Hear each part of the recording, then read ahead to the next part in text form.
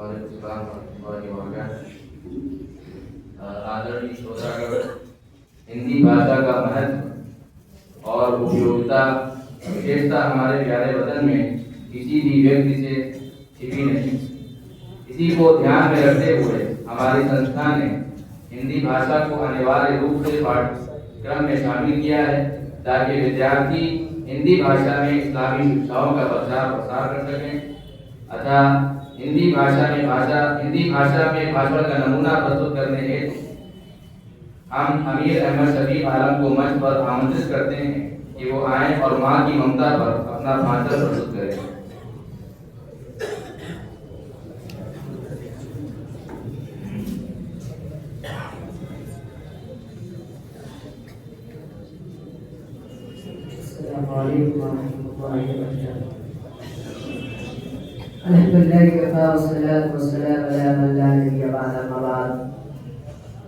आदरणीय अध्यक्ष महोदय, अध्यापक, अतिथिगण, मेरे प्रिय सज्जनों, आज के इस वार्षिक कार्यक्रम में मैं जिस विषय पर प्रकाश डालना चाहता हूँ वह है माँ की ममता। प्रिय मित्रों, माँ कितना प्यारा शब्द है, इस संसार में इसका उदाहरण नहीं मिल सकता।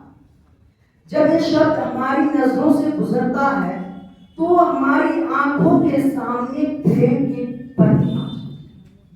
वास्तव में प्रेम, ममता, तड़प तथा बलिदान, जब इन शब्दों का मिलन होता है तो एक शब्द होता है और वह है माँ।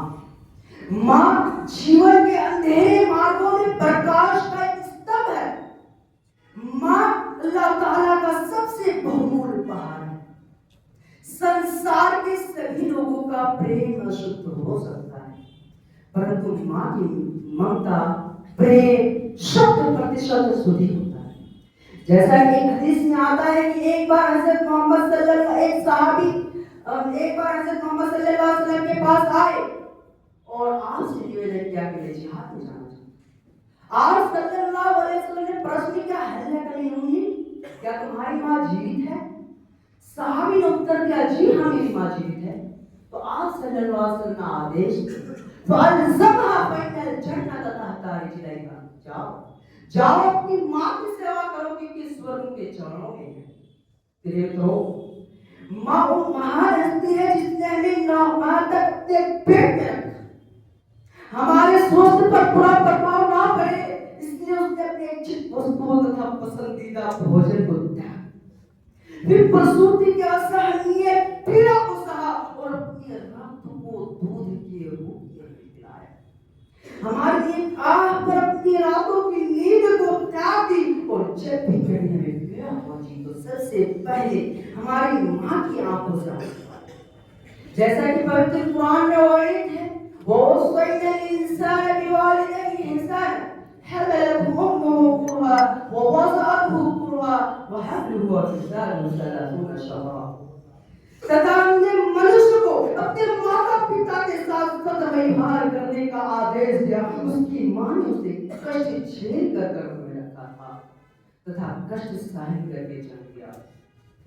तो आज हम इस समाज में देखते हैं कि बहुत से लोग अपनी माँ की थोड़ी बहुत सेवा करते हैं और ये सोचते हैं कि हमने अपनी माँ का बदला, परंतु ध्यान रहे, यदि तुम जीवन भर भी उनकी सेवा करते रहो फिर भी उनके उपकारों का बदला नहीं चुका सकते।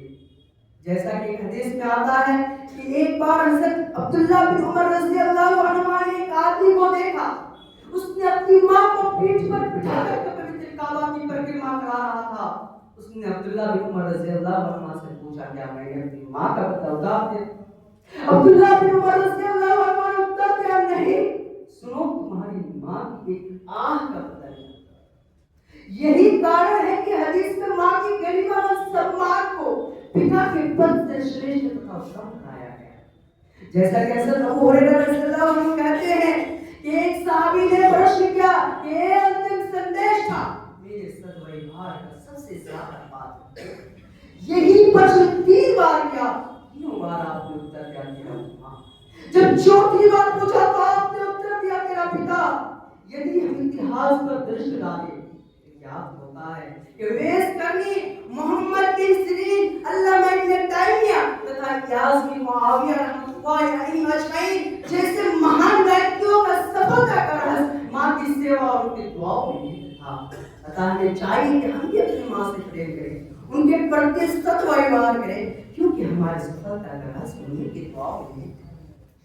एक कवि कहता है कि दुनिया जिसको मां कहती है, दुनिया जिसको मां कहती है, उस जात बड़ी बाबरकत है, मां ऐसी हस्ती है जिनके कदम के नीचे चल रही है। अंत में अल्लाह से प्रार्थना है कि वो हमें अपनी मां की सेवा करने की शक्ति प्रदान करे। आमीन। वस्सलामु अलैकुम व रहमतुल्लाहि व बरकातुहू।